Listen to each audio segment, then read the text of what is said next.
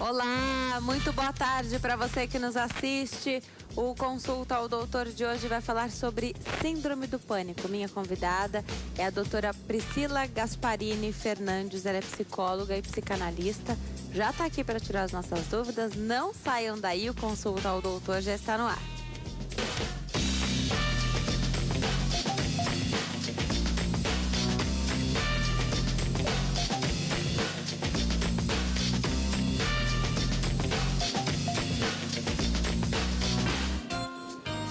Olá, para você que nos assiste de qualquer parte do mundo, o Consulta ao Doutor já está no ar. Começar nosso bate-papo hoje, a gente fala sobre Síndrome do Pânico com a doutora Priscila Gasparini Fernandes, psicóloga e psicanalista. Doutora, obrigada por ter vindo, é sempre um prazer te receber aqui. Eu que agradeço o convite, obrigada.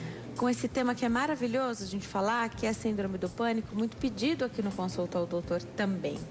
Vamos começar então do mais simples, falar um pouquinho dos sintomas, então, da Síndrome do Pânico. Tem se falado muito sobre essa síndrome, né? Parece que é algo que advém da modernidade, da correria, ou mais diagnosticado hoje porque há mais informação. Queria que você explicasse um pouquinho pra gente, doutora. É bem isso, é mais diagnosticado hoje porque há mais informações a respeito, né? Estudos indicam aí um crescimento na Síndrome do Pânico de 8% a nível mundial, por conta de estresse, de cobrança, né? O indivíduo que tem uma síndrome do pânico geralmente são indivíduos de 20 a 40 anos que têm uma cobrança interna muito grande, onde eles cobram ser o melhor no trabalho, eles são muito rígidos com o dia a dia, não admitem falhas, erros. Então, esse estresse exagerado acaba levando a uma baixa de neurotransmissores que pode gerar síndrome do pânico. Tá. Agora, os sintomas da Síndrome do Pânico são clássicos os sintomas, porque é difícil a pessoa relata algumas coisas e você não consegue fechar ali sozinho esse diagnóstico. Tem que procurar um especialista, claro. Sim. Queria que você falasse um pouquinho como você sente a pessoa que tem Síndrome do Pânico, mas ainda não sabe. Tá, eu vou dar um exemplo. Vamos supor que nós estamos aqui no estúdio gravando, entra um ladrão e nos assalta. O que acontece? O nosso corpo se prepara para uma reação. Então, nossa suprarrenal libera adrenalina na corrente sanguínea, o coração dispara, a pupila dilata, a gente vai ter sudorese, né? Então, a gente se prepara quimicamente, fisicamente para correr, para sair dessa situação. O ladrão assalta, vai embora, fica tudo bem, a gente fica 2, 3 dias meio preocupadas, depois vida normal. O indivíduo que desenvolve a síndrome do pânico, ele está no mercado, ele está na praia, ele está relaxado. E esses sintomas que a gente citou do ladrão, o corpo dele começa a desencadear como se ele tivesse preparado para um pânico, para um medo. E aí ele fica nessa posição de alerta, só que ele não entende que ele está com um problema psicológico, ele acha que é um problema físico. E ele acha que ele está com problema cardíaco, que ele vai infartar, que ele está com problema pulmonar. Então, ele geralmente vai ao médico. Só que o que acontece? A crise dura de 5 a 20 minutos. Até você entrar no hospital, fazer uma ficha, por mais rápido que seja, demora um pouquinho, né? E aí, esses 20 minutos se esgotam e o médico não tem a clareza de avaliar que é uma síndrome do pânico. Então, essas visitas ao hospital acabam sendo recorrentes e após isso que ele vai ser indicado por uma avaliação de um profissional da área de saúde mental. Aí sim que ele consegue detectar. Então, geralmente é um processo longo até ele conseguir identificação do que é a doença dele, o diagnóstico em si. Perfeito, você falou de buscar um hospital. É tão severo assim que a pessoa acha realmente que está infartando? Acha. Ela acredita que é algo físico, ela busca esse pronto-socorro, depois chega lá, claro, o coração está intacto. Sim. Não é um problema no coração. Não. A adrenalina, ela faz com que há uma dor física, ela faz com que o coração dispare, a sudorese atue. Então, o indivíduo pensa que está passando mal mesmo, só que é medo, não é nada além da parte psicológica. Então, até ele conseguir esse diagnóstico, até ele conseguir tratar, acaba se agravando um pouquinho, até que os médicos conseguem ver isso e encaminhar para a gente. Tá. Pode ser que a pessoa vá repetidas vezes ao hospital ou busque o mesmo médico. Se tem um médico da família, o médico da família, aí, exatamente. Aí é mais tranquilo. Acaba sendo mais fácil, né? Porque se você vai cada hora no hospital, ou no mesmo hospital, mas cada hora você tem um médico te atendendo, fica mais difícil fazer esse link, né? Agora, quem está nos assistindo, um em que momento, em que lugar pode acontecer essa crise? Então, vou imaginar a pessoa que tem uma vida normal. Ela tem síndrome do pânico, não está diagnosticado ainda. Ela sai de casa, ela pode ter essa crise dentro de um ônibus, dentro do metrô, andando na rua. E quais são os relatos das pessoas, então, que têm síndrome do pânico? A vontade é voltar para casa? Como é que se passa isso na crise? E se tem alguns tipos de crise, né? Sim. Nós temos inconscientemente claro de que o lugar do nosso aconchego, a nossa casa, é um lugar seguro. Então, quando o indivíduo não se sente bem, o próprio psicológico vai encaminhar ele para casa dele. Então, ele quer voltar para casa. Entendi. Se ele está num ônibus com muita gente, se ele está no metrô, como você disse, geralmente muitas pessoas começam a desencadear essa sensação para quem tem esse problema, né? Eles têm crise de ansiedade, de medo, eles não conseguem ficar em locais fechados com muita gente. Então, eles procuram retornar para casa. Em casa, geralmente, eles se sentem seguros. Até quando eles estão numa crise severa, é difícil fazer com que eles saiam de casa. Em muitos casos, a gente vai até a casa do paciente para atendê-lo em casa, porque ele não tem condições de ir até o consultório. E se é uma pessoa que dirige? Provavelmente a síndrome do pânico já impediu essa pessoa de pegar o volante, porque você acaba tendo medo de ter a crise, sim, né? Sim, já tive vários pacientes que tiveram que estacionar o carro num lugar seguro e ir embora de táxi, porque não consegue dar continuidade àquela ação, se sentem em perigo e aí acabam até evitando o veículo por um tempo, até ele conseguir se tratar, e a gente vai aproximando ele daquele objeto para ele que é de risco, para trazer ele de volta. Tem telespectadora na linha, a gente atende a Maria das Neves, fala conosco do Rio de Janeiro. Oi, Maria das Neves, tudo bem? Boa tarde. Boa tarde, Denise. Seja muito bem-vinda, fica à vontade, pode fazer sua pergunta. A minha pergunta é que eu faço tratamento de síndrome do pânico há 18 anos. Tomo remédio também, sou diagnosticada com esquizofrenia e depressão. Eu não tenho medo de sair de casa, me dá pânico. Eu já tentei o suicídio por causa disso. Vem várias vezes na minha mente pensamento de suicídio.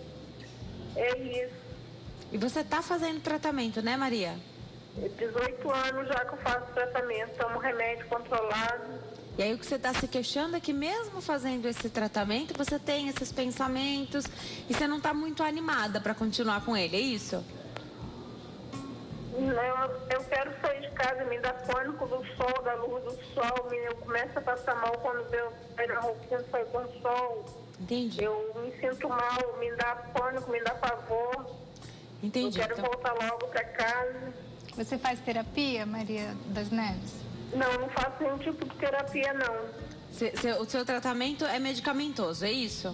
É. Continue na linha, Maria. Olha, continue assistindo aí ao Consulta ao Doutor, porque eu tenho certeza que o programa vai te ajudar bastante hoje, a doutora também. Doutora, vamos falar então que é um caso que acontece bem frequente, né? Então a pessoa está fazendo tratamento através das medicações, né? E aí ela não está muito animada, porque ela não consegue ainda sair de casa, ela sai, quer voltar, se sente mal, não vê o progresso. E faz 18 anos que ela faz esse tratamento, então faz bastante tempo. Ela fala desses pensamentos, depois a gente também fala sobre isso, quando chega, se são casos mais extremos, onde a pessoa não pode ficar sozinha. Já a gente aborda especificamente essa questão, mas pelo que você me falou e a pergunta que você fez para ela, é importantíssimo eu não fazer É um trabalho multidisciplinar, né, doutora? Sim, sim. Nesses casos mais graves, a gente pede realmente que o psiquiatra avalie, medique, né, através de um diagnóstico preciso, ele vai medicar e esse paciente vai equilibrar os neurotransmissores que estão faltando, que são serotonina, noradrenalina e dopamina. Então, ele começa a ter um equilíbrio. Como se fosse vamos supor, um cano que a gente tem que passar uma aguinha, que são os neurotransmissores, e o trauma é uma pedra em cima. Enquanto a gente não remover essa pedra, esse neurotransmissor não vai passar. Então, através de remédio, ele vai enfraquecendo. O que a gente tem que fazer? Fazer a terapia associada ao tratamento medicamentoso, onde ela vai ver as limitações dela, onde ela vai aprender a trabalhar respiração, relaxamento, ela entende a crise, ela consegue controlar as crises, né? A gente faz vários exercícios onde onde o paciente tem condições de ver que não está bem, já tomar um ansiolítico que o psiquiatra prescreve nesses casos mais graves, geralmente um que coloca sublingual, né? Então, tem uma qualidade, ele precede a crise através de sentimentos. E aí, o tempo que esse remédio tem para fazer efeito sublingual é exatamente o tempo que a crise vai acontecer. Então, não acontece. Isso, na terapia, a gente ajuda o paciente a conseguir pensar a respeito, a ver as limitações, a ver onde ocorreu a primeira crise. Na primeira crise, a gente retrocede 9 meses e descobre o problema dele, né? Essa síndrome foi desencadeada por alguma coisa. Como eu dei o exemplo do ladrão, pode ser qualquer coisa que tenha desencadeado. E a gente descobrindo isso, conversando com o paciente, ele assimila e elabora, e ele vai ter uma vida normal. Você fala de entender a crise, de saber quando ela começou, trabalhar isso, respiração.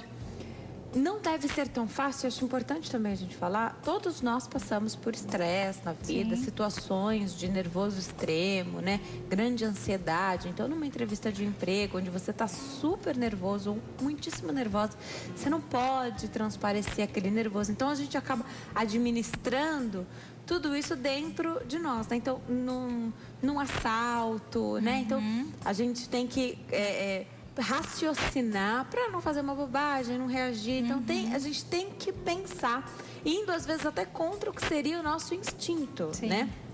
Tem que raciocinar, pensar, parar e elaborar tudo isso. Claro que, assim como uma pessoa que não tem a síndrome do pânico, a pessoa que é treinada, né, que se prepara para esses momentos aí, consegue lidar muito melhor. Mas pelo que você está falando, não é algo simples assim como eu falei, que a gente acalma o nervoso. Então, um entrevistado que vem aqui está um pouco mais nervoso, a gente percebe, não deixa transparecer isso pro público, né? Na entrevista de emprego, como eu falei, parece que não é tão fácil assim quando é a síndrome do pânico, porque tem outros fatores que vão atrapalhar.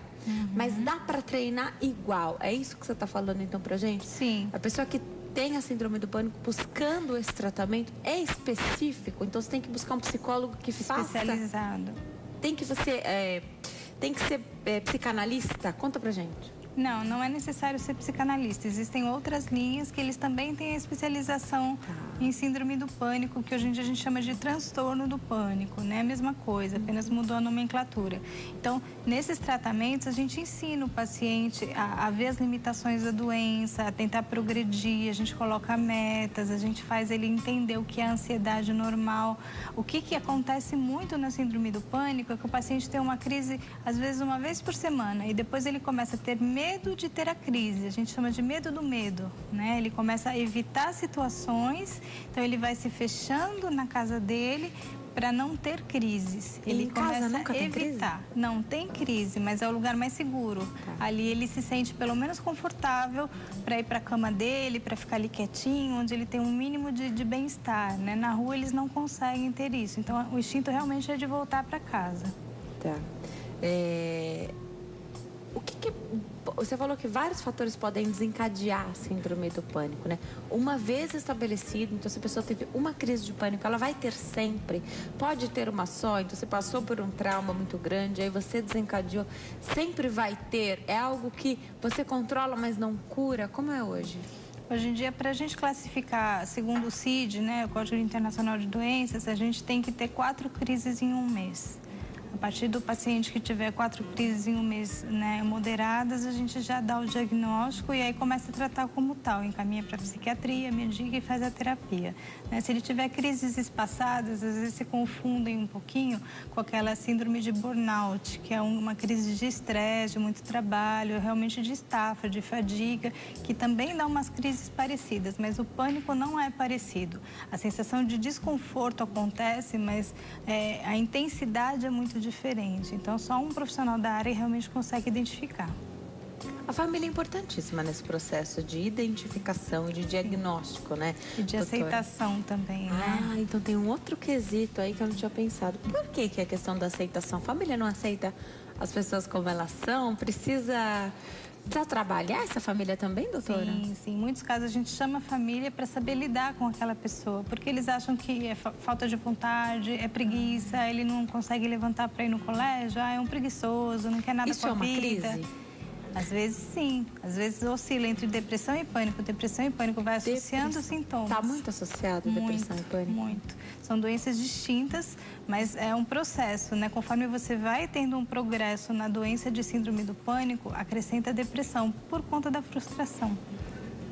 Agora, você falou a família às vezes acha que é preguiça, que está fazendo corpo mole, não quer sair, estudar, trabalhar. Qual o limite entre respeitar a vontade daquela pessoa, então, de repente, naquele dia ela realmente não está se sentindo bem, não quer, porque a família, a gente acredita que não faça por mal, você quer tirar a pessoa daquela situação. Então, não, vamos, você não quer sair? Vamos sair sim.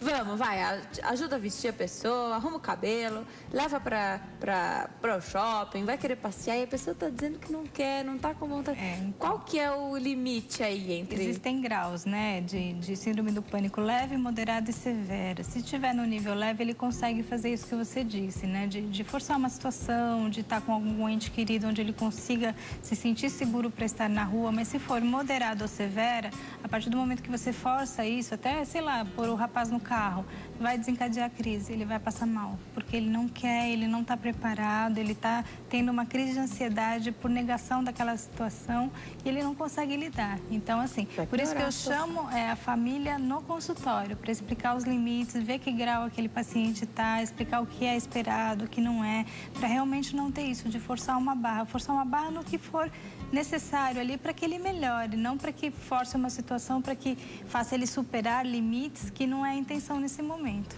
Entendi. Tem telespectador na linha? Vamos falar com o Araújo aqui de São Paulo. Oi, Araújo, tudo bem? Boa tarde. Boa tarde, tudo bom? Seja bem-vindo, fica à vontade, pode fazer sua pergunta.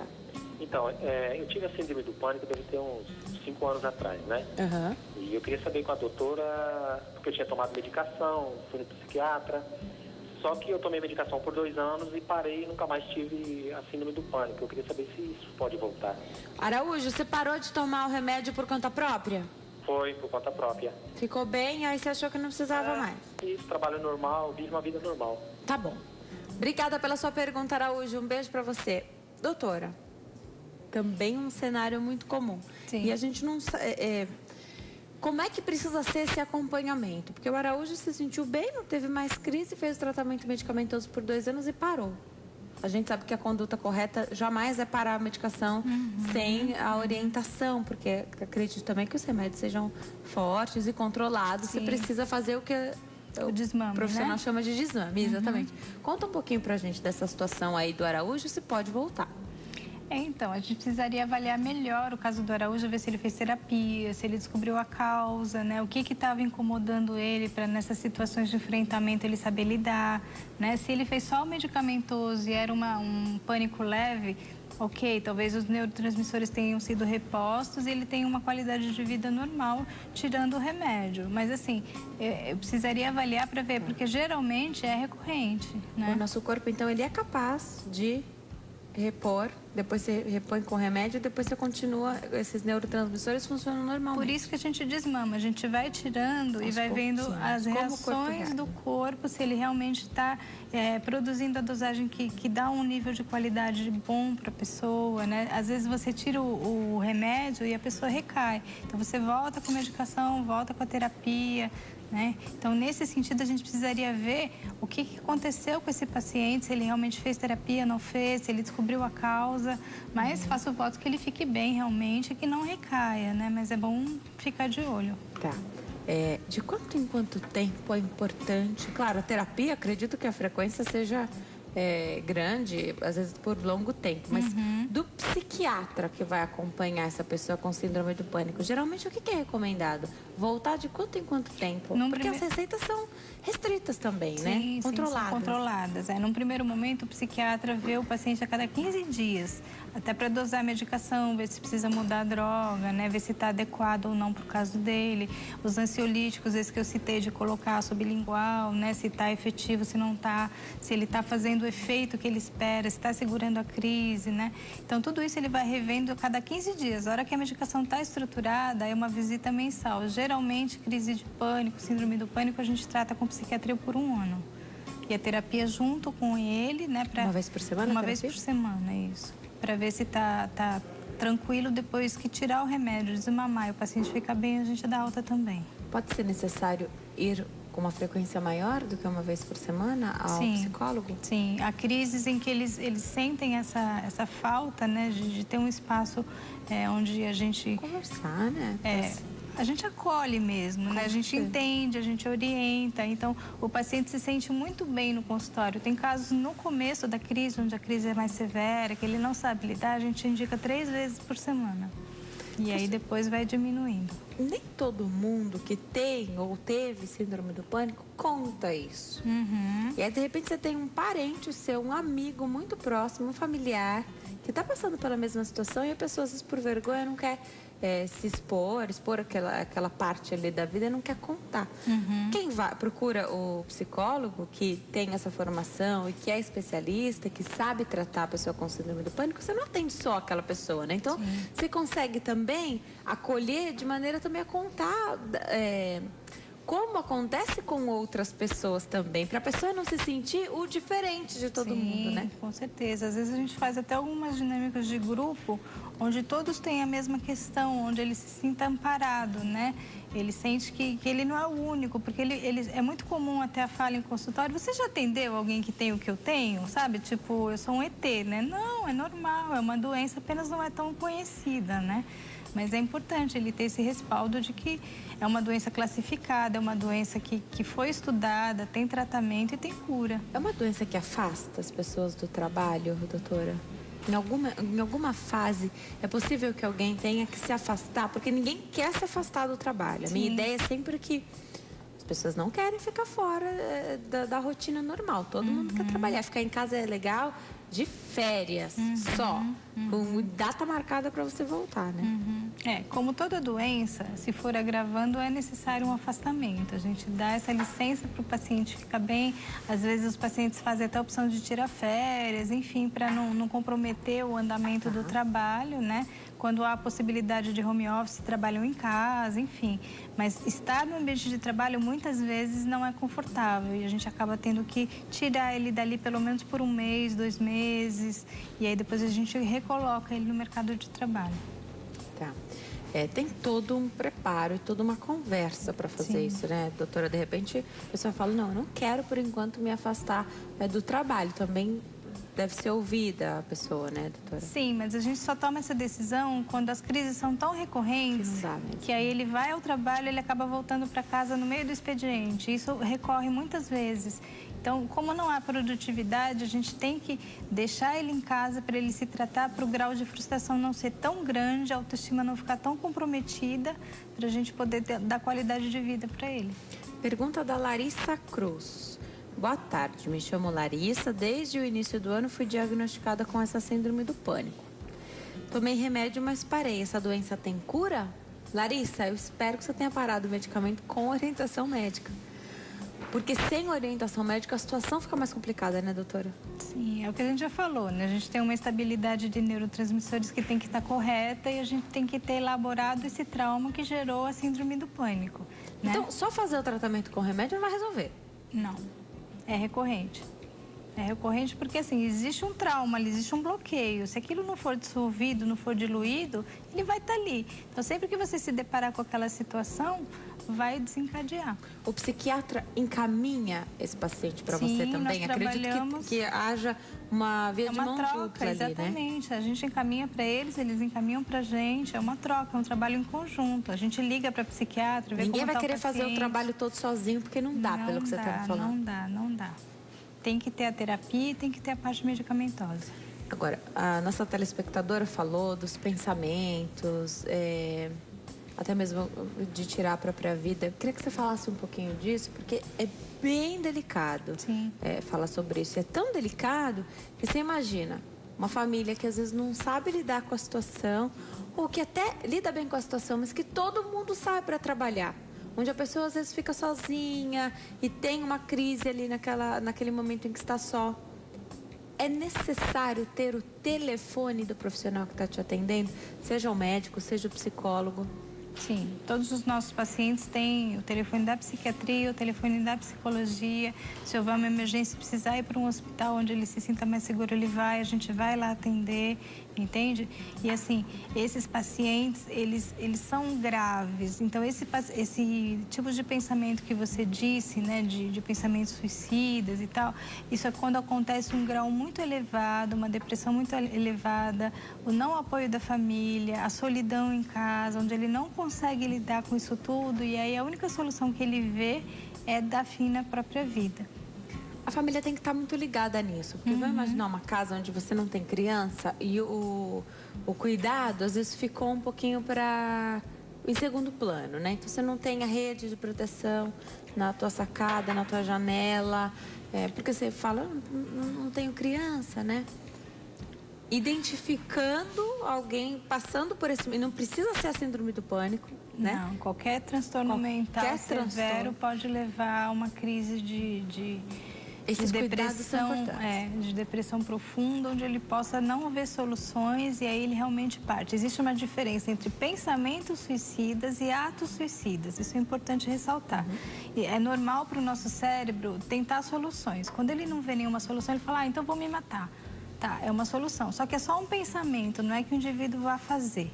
Né? Quando ele realmente planeja e ele sai para comprar uma corda e ele começa a querer colocar em prática e realmente ele tem um traço suicida. Esses pensamentos suicidas fazem parte da depressão, mas não são tão importantes quanto os atos suicidas. Quando há atos suicidas, a gente corre para a internação. A gente interna esse paciente, deixa ele ali mais seguro, porque ele está 24 horas sendo controlado, medicado, atendido, até ele estabilizar para poder sair dessa internação e ter uma vida tranquila. Agora, quero entender, alguém que chega nesse ponto, então, de sair para comprar elementos, para usar, para tirar a própria vida. Isso tudo são movimentações que, então, já passou por esse pensamento, ela já está na fase de executar aquele plano, né? Aquilo que seria o plano. A família vai sempre enxergar isso, então, tá lá e não enxerga quem não quer, às vezes é difícil de enxergar mesmo. Como é isso? Porque não é só a síndrome do pânico, então, que tem crise, que às vezes pode até, você consegue identificar no meio de uma crise. Mas uma pessoa que está sofrendo com depressão, que já é o normal dela ficar em casa, então ela não quer sair, a família já acostumou. Vamos colocar entre aspas, que a família tenha acostumado, esse é o jeito dele. Essa pessoa não buscou tratamento porque não tinha informação, eu não quero, não vou, não acho necessário, daqui a pouco passa. A família também não levou isso muito a sério, não obrigou a pessoa, se é que a gente pode usar a palavra, a buscar esse tratamento. A família, ela observa, ela vê essa movimentação, só não vê se não quiser. Queria que você falasse um pouquinho, fica à vontade para responder, enquanto eu caminho para dar um recado. Tá bom. O que acontece é o seguinte, o paciente, quando ele começa a verbalizar as questões de suicídio, de querer dar fim na própria vida, ele está totalmente desequilibrado. Existe um instinto de preservação da vida, né? Esse instinto, ele é natural e quando o paciente começa a colocar em risco esse instinto, é hora de prestar atenção nele. Então, se a família vê uma verbalização exacerbada nesse sentido, se ela vê que ele está com alguns planos nesse sentido, tem que procurar ajuda e possivelmente internação. Perfeito. Eu volto para saber mais sobre essa questão de verbalizar também. Doutora Priscila Gasparini Fernandes é psicóloga, psicanalista, a nossa convidada hoje aqui para falar sobre síndrome do pânico. Assisti a essa sugestão de filme e lembrei das crianças. Criança também tem síndrome do pânico? Difícil. Existem casos raros, mas é bem difícil, né? Geralmente entre 20 e 40 anos que desencadeia a síndrome. E você já falou até de um perfil, né? Pessoas que se cobram muito. Sim, sim. No auge do trabalho, geralmente bem sucedidos, né? Pessoas já formadas, com uma carga de horário muito grande no trabalho. São muito rígidos, né? Com o dia a dia, com a família, com o trabalho, com as relações. Então, se frustram muito, porque nem tudo é perfeito como a gente gostaria que fosse, né? Então, esse grau de frustração muito elevado faz com que ele possa desencadear uma síndrome do pânico. Eva Zonta faz uma pergunta aqui.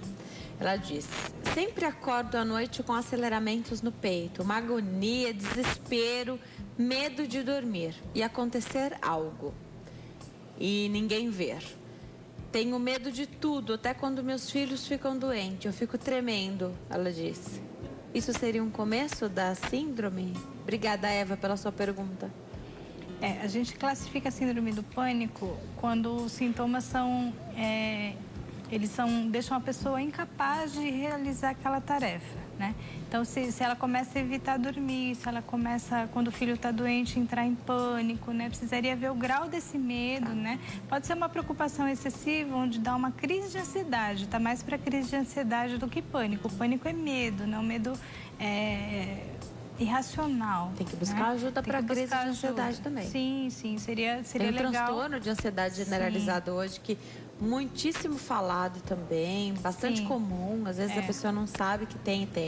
Sim, a ansiedade ela é natural do ser humano. A gente precisa de ansiedade até para levantar da cadeira e estar aqui conversando. A gente usa da ansiedade, né? Eles geralmente têm uma conotação pejorativa, né? Ter ansiedade é ruim. Não, é natural. Apenas o grau de ansiedade, quando deixa você incapacitado, aí ele é patológico, aí merece avaliação e tratamento. Márcia Mesquita diz: boa tarde, me sinto muito mal quando fico em ambiente com muitas pessoas. Isso pode ser síndrome do pânico? Ela diz: sofro de ansiedade. Então, só isso não diz, né? Só isso não. Só isso realmente é uma situação que ele evita por um desconforto, mas não que ele entre em pânico e tente sair daquela situação, né? E precisaria mais dados para ver se ela realmente não consegue ficar ou ela fica, mas não gosta, né? A gente precisaria avaliar, mas parece ser mais uma crise de ansiedade. Linda Fernandes diz: boa tarde, Denise, tenho 38 anos, há 3 sofro de síndrome do pânico, ela tem medo de tomar comprimido, o sonho dela é ter a cura, tem medo de tomar comprimido, ela já quase morreu por não tomar comprimido. Ela quer saber se tem tratamento. Linda, obrigada pela sua pergunta, Linda mandou até foto. Doutora, medo de tomar comprimido? Então, ficou associado a algum trauma, né? Então, assim, ou ela engasgou em alguma situação na infância, né? Ou ela assimilou isso de uma maneira errada. Então, na terapia, a gente precisaria encaminhar ela para a terapia e ver, fazer um retrocesso, fazer uma anamnese, ver qual foi a história de vida dela, quando isso começou e como é que ela lida com isso até hoje. Maria Elisa diz: oi, Denise, síndrome do pânico pode virar esquizofrenia?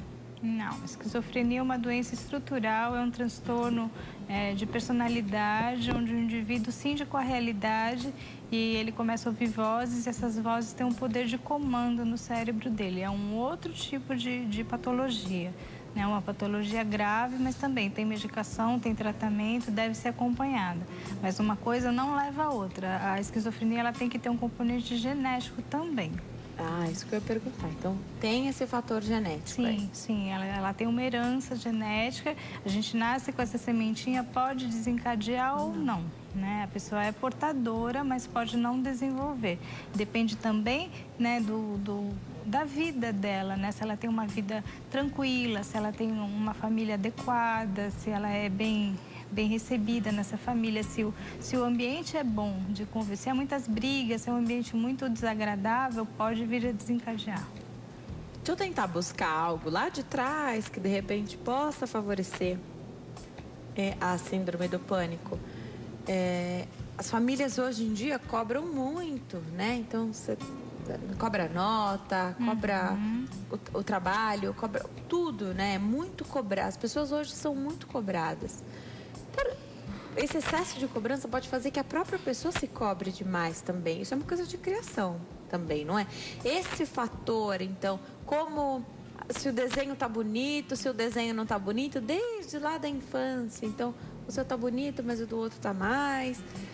E esse tipo de coisa boba de infância, assim, isso pode ser fatores lá de trás que vão formando essa pessoa para ela ficar mais propensa a ter ou não síndrome do pânico, doutora? Não, aí vai muito de traço de personalidade. A base da família é importantíssima, né? A coisa do desenho bonito, né? Da família estar sempre amparando essa criança, sempre valorizando, sempre dando limites com carinho, né? Isso vai ajudar a formação de personalidade, caráter e principalmente a autoestima dela, né? Aquele desenho que tá feio, mas a gente fala que tá bonitinho, sempre vai ajudar no sentido positivo para que lá na frente ele seja um indivíduo criativo, com uma autoestima boa, uma pessoa segura, né? Onde ele saiba como eu posso explicar, onde ele saiba colocar suas potencialidades, né? Ele saiba dar o melhor de si. A nossa telespectadora Larissa complementou aqui a pergunta dela. Eu não vou ler tudo, ela gostou que a gente respondeu. Obrigada, Larissa, é um prazer poder te ajudar de alguma forma. Aí aproveita o gancho do restinho da pergunta da Larissa, que ela complementou aqui. Durante um tratamento de síndrome do pânico, as mulheres podem ficar grávidas. É incompatível com o remédio, então aí tem que parar. Gestante não pode fazer tratamento para síndrome do pânico? Como é isso hoje? Se a gente tiver uma opção, assim, estou em tratamento com medicamentos para síndrome do pânico e quero engravidar, a gente vai orientar o paciente que não é o momento, né? Porque a própria gestação gera ansiedade, o parto, enfim, pode ser um fator, né, de complicação aí. Mas se acontece, né, que a gente não pode controlar, a gente manda para o psiquiatra. Existem drogas que as gestantes podem tomar mais leves, que a gente tem que ter um controle maior, mais visitas no consultório para a gente poder amparar melhor esse paciente, mas ela consegue levar a gestação. Inclusive, a gente muitas vezes está com ela na hora do parto, para ela se sentir amparada. Poderia haver uma crise na hora do parto? Sim, já fiz várias vezes isso. Acompanhou essa... Que bom poder contar com esse apoio, né, doutora? É muito legal, né? A gente vê que deu tudo certo, mas é uma situação, né, de estresse. Quando a paciente realmente está ali numa crise de ansiedade, vai ter um filho, muitas vezes a cesárea é contraindicada e tal, e tem que fazer um parto normal, onde depende dela fazer uma força, colaborar com aquela situação, então a gente está presente. Já está tudo treinado quando chega nessa hora? Então, se você sabe que a pessoa está grávida, está tudo treinado? Porque estou imaginando alguém aqui que levou essa gestação sem um acompanhamento tão próximo quanto esse que você me contou que faz. E aí, de última hora, quer pegar um profissional para fazer esse acompanhamento. Você está me dizendo que são 9 meses também de preparo para... Que já existe esse preparo nas mulheres que não têm síndrome do pânico, né? Então, se preparar para o parto com a síndrome do pânico é um preparo diferente também. Sim, por isso que a gente orienta a terapia no parto, né? No parto não, na gestação até a hora do parto, para que ela realmente esteja preparada, esteja segura, né? A gente explica fisicamente o que vai acontecer, como são os procedimentos de anestesia, então nada é surpresa, nenhum fator a gente deixa escapar para não gerar ansiedade, para poder colaborar com ela tranquila, para que ela faça o que estão esperando que ela faça ali na hora. No transtorno de ansiedade generalizada também, às vezes é preciso fazer isso. A pessoa às vezes está em tratamento, não é a síndrome do pânico, mas ela apresenta ali uma dificuldade de trabalhar isso. Dá para fazer? Sim, a gente faz, já fiz também. Crise de ansiedade na hora do parto, né? O medo do parto às vezes acontece, né? O medo de... Muitas mães têm medo de morrer na hora do parto, medo de que o bebê nasça morto, essas questões que... É o medo natural, né? Mas na crise de ansiedade tudo fica muito potencializado. Então esse acompanhamento acaba ajudando bastante. Doutora, num determinado momento você falou que em casos mais graves você interna a pessoa. Minha pergunta é, interna em hospital comum ou em clínicas especializadas? Clínicas psiquiátricas, né? Não precisa ser necessariamente particular. Nós temos clínicas públicas, né? Às vezes até o próprio hospital público encaminha. Todos os hospitais públicos têm convênio com hospitais públicos psiquiátricos. Então, esse encaminhamento é feito. Às vezes, eu não tenho dinheiro para uma internação. Se for necessário, se for diagnosticado que é necessário, vai ser internado. Existe um mito, não sei, uma imagem que vem à cabeça quando a gente pensa numa internação psiquiátrica, né? A pessoa sendo levada, que não quer ir, que não é desse jeito que funciona. Existe essa situação que você disse, né, de uma internação conduzida, que a gente chama, onde a gente chama uma ambulância com profissionais que contêm a pessoa e levam, mas aí é quando ele coloca a vida dele em risco ou a vida de alguém. Você está fazendo para o bem, onde é uma situação de descontrole total, onde não tem o que fazer, a gente precisa sedar esse paciente e internar, né, para que ele fique bem, preserve a vida dele e dos outros. Né? Mas geralmente numa crise de pânico, de depressão, o próprio paciente chega numa situação para você que ele não sabe lidar. Então ele pede, ele fala, eu não aguento mais, me interna por favor, eu quero ficar bem, eu quero estar seguro, eu tenho medo de estar sozinho. E aí essa queixa acaba sendo recorrente, se a gente não tem a família dando apoio, alguém que possa ficar com ele, a gente prefere optar pela internação, sim. Vou me preparar para dar um recadinho. Quando eu chego até lá, o paciente chegou até você e pediu a internação. E ele fala assim, olha, mas eu vim aqui pedir para você porque minha família não ia fazer isso. Eles acham que não há necessidade, eles acham um absurdo. Como é que age? Então, a pessoa está pedindo a internação. Você é a profissional que atende essa pessoa. Como que funciona? Como é que você comunica essa família? Como que isso acontece? Tá. No primeiro momento, a gente chama a família, né? Explica o que está acontecendo, explica o caso dele, se realmente é grave, se é necessário uma internação, né? Se não houver uma gravidade, onde a gente vê que esse paciente pode ficar bem em casa, a gente pede, em primeiro lugar, o apoio da família, ver se alguém pode ficar com ele. E se puder, que bom, a gente vai agir dessa maneira. Se não houver e houver algum tipo de risco, aí realmente é internação. Perfeito. Nós estamos de volta. Deixa eu aproveitar e mandar beijo para nossa telespectadora Paula Light, que acabou de mandar uma mensagem linda. Paula, obrigada. Se estiver nos assistindo, beijo para você e pro seu filhinho. Hoje a gente fala sobre síndrome do pânico com a doutora Priscila Gasparini Fernandes, que é psicóloga e psicanalista. Doutora, tenho recebido muitas perguntas. O que me preocupa é sempre não fazer o tratamento da maneira adequada. Às vezes a falta de entendimento de que é preciso fazer a terapia, mesmo que você já esteja em acompanhamento com o psiquiatra, né? Me preocupa o parar de tomar remédio de repente, porque a gente entende que o nosso corpo se acostuma e de repente você volta a ter uma crise, precisa voltar a tomar aquele remédio e ele pode não fazer mais efeito. Sim, a dosagem é maior, né? E todo medicamento tem efeito colateral. Sim. Como trabalhar o efeito colateral do medicamento também, doutora? Porque a gente sabe que todo remédio tem efeito colateral. Os remédios para tratar a síndrome do pânico também não seriam diferentes. Sim. Dá para adequar isso? Então, de repente, uma droga que está oferecendo um prejuízo muito grande pelo efeito colateral, daria para trabalhar, trocar, encontrar outro? A pessoa vai mais te ver do que ver o psiquiatra, né? Então, Sim. de repente, ela te conta que aquilo está incomodando demais. Conta um pouquinho pra gente. Por isso que a gente trabalha em parceria com a psiquiatria, né? Eu sempre pego o contato do psiquiatra que esse paciente está se consultando, a gente entra em contato, conversa sobre o caso.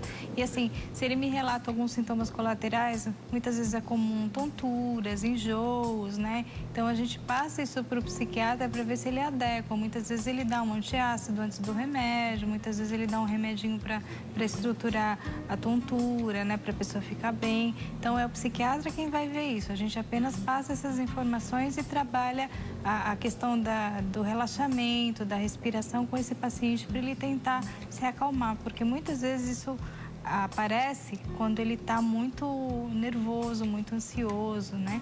Então, a gente tenta trabalhar relaxamento, ensinar ele a relaxar, ensinar ele a respirar de uma maneira que traga tranquilidade, que abaixe essa adrenalina, para que ele se sinta bem.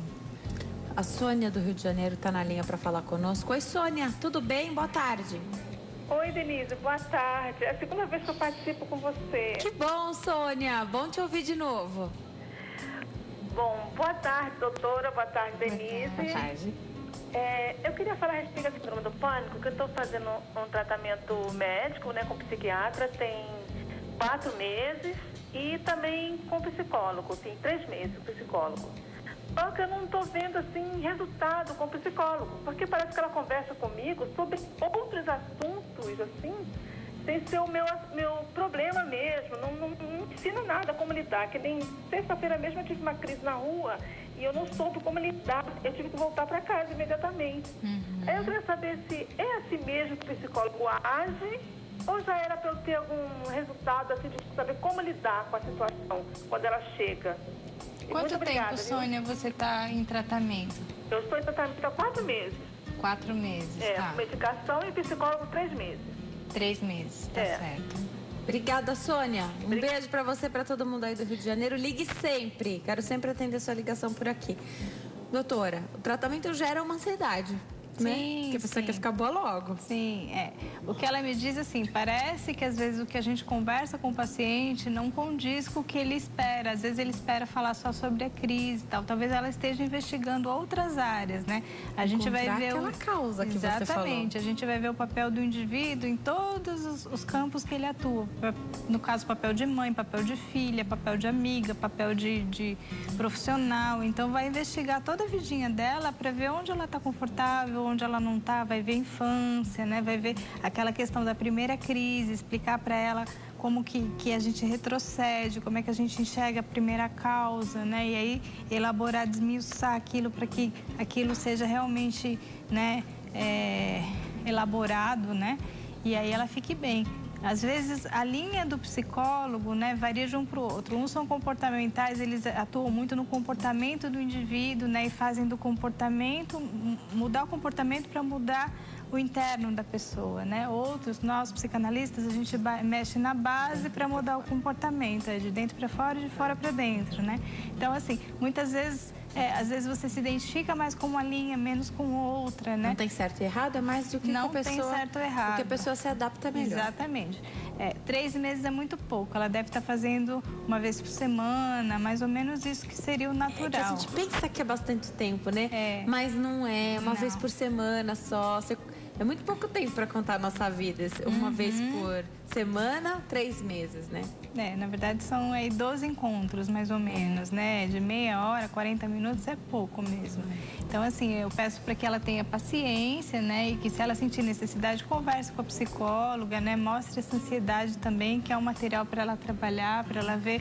Às vezes ela tem uma coisa que ela queira falar, a psicóloga deixa esse espaço para ela falar sobre aquele assunto que vai ajudar no trabalho da psicóloga também. Às vezes a psicóloga está dirigindo aquela sessão e a paciente está esperando que ela aborde aquele tema. Então, às vezes, convém o paciente falar, eu queria falar sobre isso hoje e tal, e aí se sente mais tranquilo. Tá. Atendeu o Antônio, que está na linha para falar conosco, aqui de São Paulo. Oi, Antônio, tudo bem? Boa tarde. Oi, boa tarde. Seja muito bem-vindo, fica à vontade, pode fazer sua pergunta. Tá, boa tarde para você. A minha pergunta é o seguinte, por exemplo, quando eu estou no supermercado, é coisa automática, eu entro no supermercado, tem aquele monte de gente. Aí me dá assim, quando a pessoa está com sono, dá aquela abrideira de boca, começa a abrir a boca direto assim, e dá aquela agonia, fica agoniado ali, tô querendo sair dali correndo, entendeu? O mercado é um cenário que você consegue imaginar para contar pra gente. Entrou no mercado, você fica bocejando, é isso? Isso, fica bocejando e eu não vejo a hora de sair. Você quer ir embora do mercado? Isso. É o único lugar em que você se sente assim, Antônio? Olha, é um incrível que pareça, acontece nos outros lugares, mas 99% é o mercado, supermercado. Eu moro aqui na Zona Norte, tem um supermercado grande, que eu não vou falar o nome, mas entrar lá já começa, é automático, entendeu? Tá. E você faz o que quando você sente dessa maneira?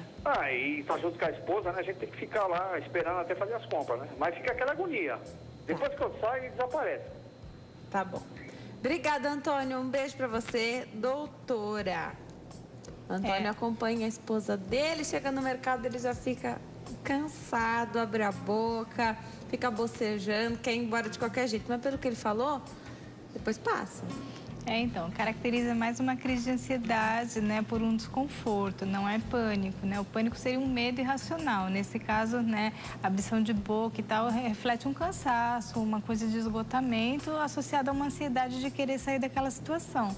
Mas não acho preocupante. Seria bom ele procurar um psicólogo para fazer uma avaliação e tentar superar isso que de alguma forma incomoda, né? Mas não é nada preocupante, nada grave, um tratamento leve, bem tranquilo. O legal de falar sobre qualquer tipo de transtorno, a ansiedade, falar sobre esses temas, é saber que tem tratamento para tudo. Porque a gente precisa no mercado, viu, Antônio? Não tem jeito, tem que ir ao mercado, né? Não pode deixar a esposa fazer tudo sozinha também. Precisa estar junto ali, precisa ir atrás, né? As coisas não chegam até nós, a gente precisa ir buscar. Nem sempre é agradável, né? Nem sempre é um bom dia para você fazer aquela compra ou ir a determinado lugar, mas a gente tem que fazer, né, doutora? Tem que enfrentar. E tem tratamento para tudo. Então, hoje, o que a gente pode pensar é que fazer um trabalho com o psicólogo é algo para a vida inteira, né? As pessoas não veem... Você conversa com as pessoas que fazem terapia por um determinado motivo e elas não veem a hora daquilo acabar. Mas você conversa com alguém que faz aquilo já como rotina, que abraçou ali o psicólogo ou a psicóloga e tem aquele compromisso de ir e de conversar e lidam tão bem com as coisas da vida que essas pessoas não querem sair de lá. Então elas não têm problema. E não tem problema porque estão lá, né? Conseguem lidar, claro que tem problema, mas conseguem lidar muito bem com tudo ali da vida. A gente percebe as pessoas, diferentemente, né, do que... Autoconhecimento, né? A pessoa acaba se conhecendo, né, as suas virtudes, as suas fragilidades. É importante, né? Uma das primeiras atividades que a gente dá em consultório é uma ficha para que a pessoa se descreva, né? Me descreva 5 qualidades e 5 defeitos em 2 minutos. Ninguém faz. Ninguém Você falou sabe. isso da outra vez. Da outra vez você já falou isso aqui que você fazia, né? É. E eu esqueci de pensar sobre essas qualidades e esses defeitos. É difícil, é difícil. Agora se a lembrei pessoa não tem autoconhecimento, não sai. É difícil mesmo, né, doutora? Mas o importante é que a gente tenha a oportunidade de pensar nisso e trabalhar. E não é colocar ali, escrever, você não quer que a pessoa coloque o que as pessoas acham que ela é. Você quer que ela fale como ela se enxerga, né? Sim. Porque na vida a gente ganha alguns rótulos, né? É verdade. Doutora, que às vezes depois é difícil se desvencilhar.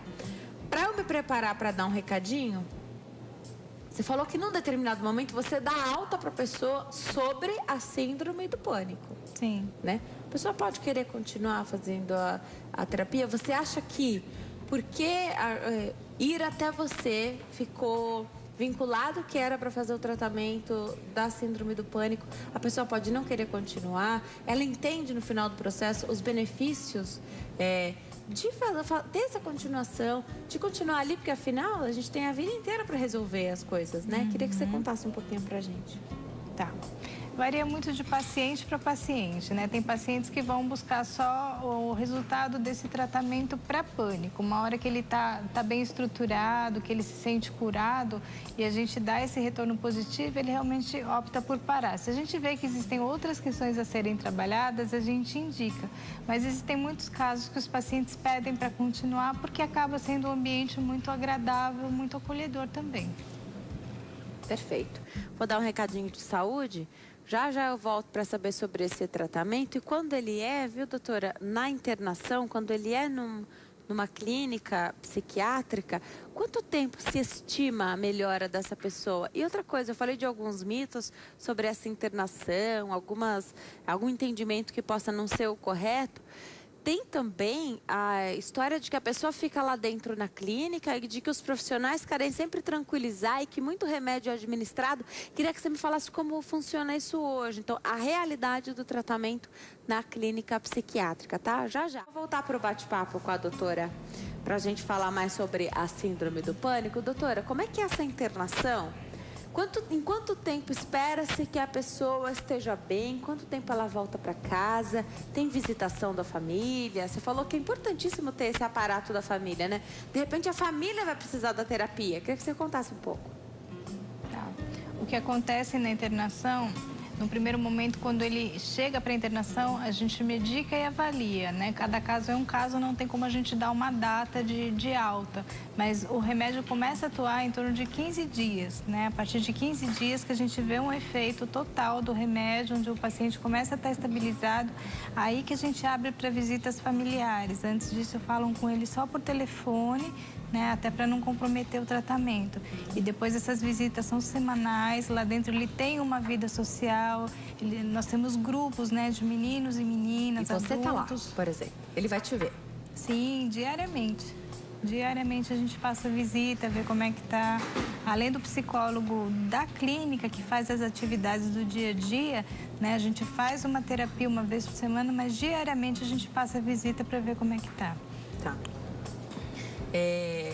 Eu falei do mito, do medo das pessoas, de que ele vai ficar sedado. Não é isso, né? Não, de jeito nenhum. A gente já ouviu falar disso, não seda viu? paciente quando ele realmente está agressivo, que ele está sem controle, mas não existe aquela cena de filme onde ele fica amarrado, babando, enfim, não existe aquilo. Contato com o celular, por exemplo. A pessoa consegue se conectar na internet? Não, clínica a gente não não tem nenhum tipo de acesso de dentro da clínica, computador, celular, né? Existem regras e eles estão ali para focar no tratamento. Então, não tem, é uma queixa até bem severa lá dentro, né? Então, não existe, é um tratamento bem focado, onde ele vai fazer mosaico, ele vai fazer pintura, ele tem atividades para ele relaxar, para ele, né, colocar para fora o que ele está sentindo. Ele tem terapia em grupo, ele tem horário de ver filme, horário de ver televisão com os amigos, eles jogam bola, fazem atividade física. Então, é como se fosse um spa, só que controlado para doença mental. Estar disposto para esses eventos, então estar disposto na hora de jogar bola, estar disposto na hora de ver o filme, estar disposto na hora que é o banho de sol, por exemplo. Isso é o que significa a melhora do paciente? Isso também são quesitos levados em consideração? Sim. Porque eu perguntei em quanto tempo a pessoa sai, acredito que varia demais, né? Varia conforme a doença, o grau, Mas né? para começar, você já falou que 15 dias a pessoa nem vê a família. Não. Até estabilizar, né? A partir de uma internação, ainda mais conduzida, às vezes, né? A gente tem que ter uma estabilidade para o paciente estar bem para poder receber a família, né? Os casos mais graves de esquizofrenia, psicopatia, a gente tem que ter o paciente estruturado para abrir para visitações. Você falou em vários momentos do relaxamento, de condicionar a respiração da maneira certa. Isso pode servir para todo mundo, porque todo mundo pode ter um momento de estresse intenso. Claro que na sua devida... guardadas as devidas proporções, né? Do que é a síndrome do pânico e do que é um estresse corriqueiro. Todo mundo pode trabalhar essa questão da respiração? Sim, a gente indica até para pacientes que querem ter uma qualidade de vida, que não tem problemas mentais severos, a gente indica 2 vezes ao dia, para 10 minutinhos, trabalhar a respiração, trabalhar um relaxamento, deitar numa posição confortável, contrair a musculatura do corpo, soltar, se possível colocar uma musiquinha suave e agradável, e aí sim trabalhar uma respiração lenta, mentalizando que está bem, vai ter um dia tranquilo. Então, toda essa energia ajuda a produzir um dia bom, né? A nossa energia é muito importante. Se você pensa vai dar tudo errado, dá mesmo, né? Então, vamos pensar positivo e que a coisa acontece. Então, seria legal se todos fizessem um trabalho de respiração, respirar com a parte abdominal aqui, não com a parte superior, né? Inflar, segurar, soltar aos poucos pela boca, né? Numa coisa bem lenta, para que não libere mais adrenalina do que já está na corrente sanguínea, para que ele vá se acalmando e aí ele consegue diminuir a ansiedade. Muitas são as perguntas que eu recebi aqui. E as pessoas acabam mandando, às vezes, o complemento das perguntas, porque a gente realmente consegue responder bastante gente. Agora, existe uma preocupação com a alimentação da pessoa que sofre com a síndrome do pânico, doutora? Muda alguma coisa? A gente busca com que esse indivíduo ele se hidrate muito bem. A água é importante para que o sistema nervoso central funcione de uma maneira adequada. Então, primeiro passo, hidratação, no mínimo 2 litros de água por dia. A gente pede que ingira bastante vitamina D, a coisa da castanha do Pará, ervilhas, feijões, que vai ajudar a estabilizar esses neurotransmissores, né? Então, a parte química do corpo, a gente dá essas dicas também para que potencialize essa melhora. Célia Akemi faz uma pergunta aqui. Diz que o irmão dela diz que tem síndrome do pânico. Já fez tratamento e parou. Quando fazia o tratamento, era um remédio fitoterápico e ele melhorou. Agora, ele acha que não precisa mais de tratamento. E aí ele desenvolveu manias, como juntar papéis velhos, não querer ir trabalhar, sempre falta ao serviço. Ele reclama de tudo. O que faço para ajudá-lo? Nesse caso... Pode ter havido uma troca? Não há troca nesse caso? Como funciona? Toda doença, conforme ela vai agravando, ela vai acolhendo sintomas novos, né? Nesse caso, ele está desenvolvendo um transtorno compulsivo, né? De juntar coisas, né? De acumular. Geralmente, se ele juntar no sentido de ser um acumulador, ele está com um grau depressivo também, de querer substituir alguma coisa que está faltando, por isso desse acúmulo. Então, o ideal seria realmente passar numa avaliação psiquiátrica, procurar um psicólogo e fechar um diagnóstico. Necessariamente, quem tem síndrome do pânico tem problema para dormir? Ou o contrário, às vezes dorme demais? Às vezes dorme demais. Tem os dois lados. Ou ele não consegue dormir, precisa de medicação, ou ele se entrega dormindo para fugir da situação. E como, claro que a ideia não é falar como é que funciona, mas como é que você percebe que funciona a questão do trabalho? Você falou que alguns tiram férias, mas tem um CID, se apresenta esse CID, pede o afastamento. Como é que é quando a pessoa precisa se afastar, se ausentar ali daquele trabalho? A gente entra com um atestado, com o CID 41.1, que é o de síndrome do pânico, né? Esse paciente vai levar no RH junto da psiquiatria, né? E aí, por 10, 15 dias, a empresa segura. Se for prorrogado, ele vai para o INSS, né? Que é quem vai manter esse salário de ajuda. E aí a gente pede a perícia desse paciente no INSS, onde ele vai sendo reavaliado pelo perito do INSS para dar continuidade ao recebimento desse salário, até a gente conseguir dar alta para esse paciente e ele retornar ao trabalho dele. Um telespectador falou de fitoterápico. Pode funcionar para uma outra pessoa? Porque o tratamento com o psiquiatra, ele é com alopatia. Alopatia, né? Isso, com medicamentos mesmo. Geralmente a gente não indica para pânico, né? Aí nesse caso a gente indica mais para ansiedade, coisas mais leves, né?